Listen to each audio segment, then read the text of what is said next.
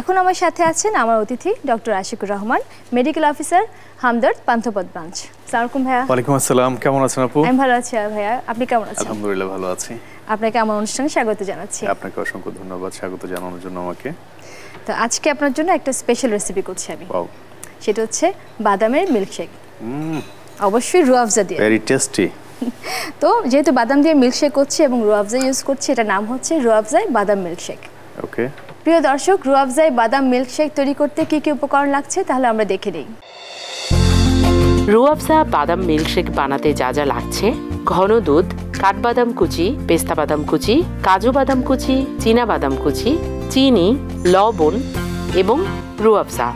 দর্শক নিশ্চয়ই দেখে নিয়েছেন কি কি উপকরণ লাগছে, তাহলে আমরা চলে যাচ্ছি রান্নায়। আশিক ভাই, আমি তো এখন আপনার জন্য মিল্কশেকটা তৈরি করব, তার আগে আপনার কাছে আমি কিছু জিনিস জানতে চাই। সেটি হলো রুয়াবজা তো অনেক জনপ্রিয়, আমরা জানি, আমরা খুব প্রিয়। এটা আসলে স্বাস্থ্যের জন্য কি কি উপকার করে? এটা রুয়াবজার আসলে স্বাস্থ্য উপকারিতা বলে শেষ করা যাবে না। সর্বপ্রথমে রুয়াবজাটা আমরা কমন যে বিষয়টা ঘটে, সাধারণ মানুষের কাছে যে বিষয়টা সবচেয়ে বেশি পরিচিত সেটা হলো রমজানের রুয়াবজা। তো রমজান মাসে রুয়াবজা মানেই রমজান মাস, এটা সবাই ফিল করে। তো যার কারণে আমরা সারাদিন রোজা শেষে যে ডিহাইড্রেশন আমাদের বডিতে ঘটে, সেটা ইলেকট্রোলাইট ইমব্যালেন্স হয়, সেটাকে ব্যালেন্স করার জন্য রুয়াবজার কোনো বিকল্প নেই। দ্বিতীয়ত হলো রুয়াবজায় কিছু উপাদান দেওয়া আছে, যেমন হার্বসের একটা উপাদানের কথা বলেছিলাম যে এখানে শাপলা আছে। এই শাপলায় যে কার্ডিয়াক গ্লাইকোসাইড আছে, সারাদিন আমি রমজানের শেষে মানে রোজার মাঝখানে আমি সারাদিন যখন রোজা রাখি, আমার কিন্তু হার্টের পালপিটেশন বেড়ে যায় একদম। তাহলে সেই ক্ষেত্রে যে কার্ডিয়াক গ্লাইকোসাইড আছে সেটা কিন্তু, অর্থাৎ রুয়াবজাটা যদি আমি খাই তাহলে আমার ওই পালপিটেশনটা আস্তে আস্তে স্বাভাবিক অবস্থানে চলে আসে। আর সবচেয়ে ইম্পর্টেন্ট বিষয় হলো এই গোলাপের নির্যাসটা সবচেয়ে মানে গুরুত্বপূর্ণ একটা ভূমিকা পালন করে। সেটা হলো সারাদিন আমাদের রোজা রাখার পরে কিন্তু আমাদের একটা বিভ্রান্তিকর অবস্থা চলে আসে, মানসিক একটা মানে অশান্তি বা অস্বস্তি থাকে।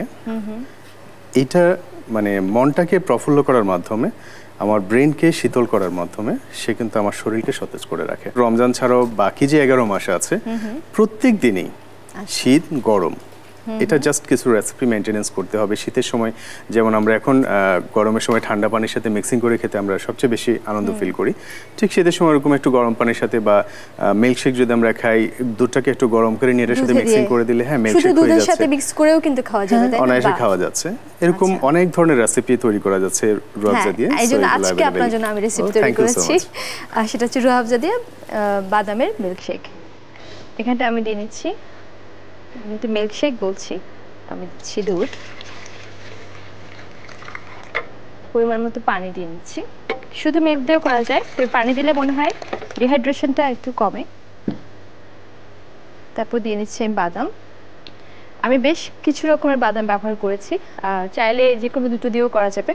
সেটা হচ্ছে কাঠবাদাম, কারণ এক একটা বাদামে, হ্যাঁ আপনি তো ডক্টর, আপনি জানেন এক এক ধরনের পুষ্টিগুণ আছে। কাঠবাদাম দিয়ে দিচ্ছি, সাথে দিচ্ছি আমাদের দেশে যেটা খুব পাওয়া যায় চীনা বাদাম, আমার খুব প্রিয়। বাদাম রক্ত সঞ্চালনে খুবই উপকারী, একদম ব্রেনের জন্য ভালো, হার্টকে অনেক সতেজ রাখে। সাথে দিচ্ছি কাজু বাদাম,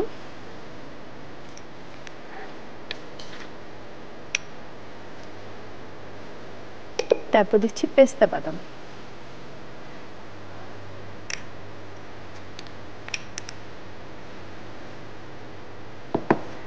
তারপর দিয়ে দিচ্ছি লবণ,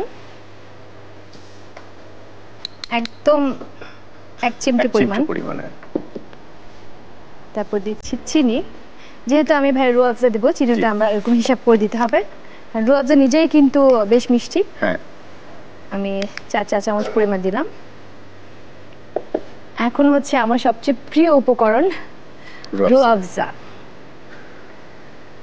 অ্যাকচুয়ালি যদি আমরা রুয়াবজার পরিমাণটা একটু বাড়িয়ে দেই, তাহলে চিনিটা ছাড়াও রুয়াবজা দিয়ে যথেষ্ট মিষ্টি হবে।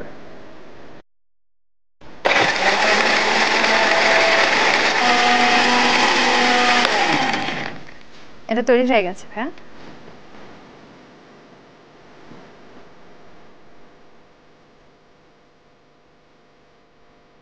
ভাইয়া তৈরি হয়ে গেল খুবই মজাদার রুয়াবজা বাদাম মিল্কশেক। আপনার জন্য আজকের ইফতারে আপনি এটাই খাবেন।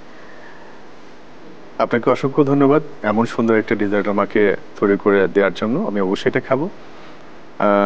পাশাপাশি এটিএন বাংলাকে অসংখ্য ধন্যবাদ জানাচ্ছি আজকের ইফতার রুয়াবজা অনুষ্ঠানে আমাকে ইনভাইট করার জন্য।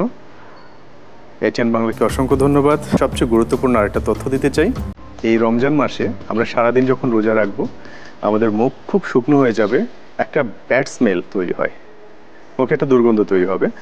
এই দুর্গন্ধ থেকে বাঁচার জন্য কোনো উপায় আছে? অবশ্যই আছে। আমরা সাধারণত সারাদিন এই রোজা রেখে ইফতারের সময় আমরা এটা খাচ্ছি, আর সাহরি শেষ করার পর একটা জিনিস আমরা অ্যাপ্লাই করব, সেটা হলো এলাচ। একটা এলাচ যদি আমরা চিবিয়ে একটু খেতে পারি তাহলে এটার যে অ্যান্টিব্যাকটেরিয়াল প্রপার্টিজ আছে সারা দিনে আপনার মুখে কোনো দুর্গন্ধ হবে না এবং আপনার মুখে তৃষ্ণা ভাবটা থাকবে না। আশা করছি সবাই অ্যাপ্লাই করে দেখবেন, ভালো একটা ফলাফল পাবেন। দর্শক তাহলে দেখে নিই আরেকবার কিভাবে তৈরি করতে হবে রুয়াবজায় বাদাম মিল্কশেক। প্রথমে ব্লেন্ডারে নিতে হবে ঘন দুধ, এরপরে একে একে পরিমাণ মতো পানি, কাঠবাদাম কুচি, চীনাবাদাম কুচি, কাজু বাদাম কুচি, পেস্তা বাদাম কুচি, সামান্য লবণ, চিনি এবং রুয়াবজা মেশাতে হবে। সব একসাথে ব্লেন্ড করে গ্লাসে ঢেলে উপরে বাদাম কুচি ছড়িয়ে পরিবেশন করুন ঠান্ডা ঠান্ডা মজাদার রুয়াবজা বাদাম মিল্কশেক।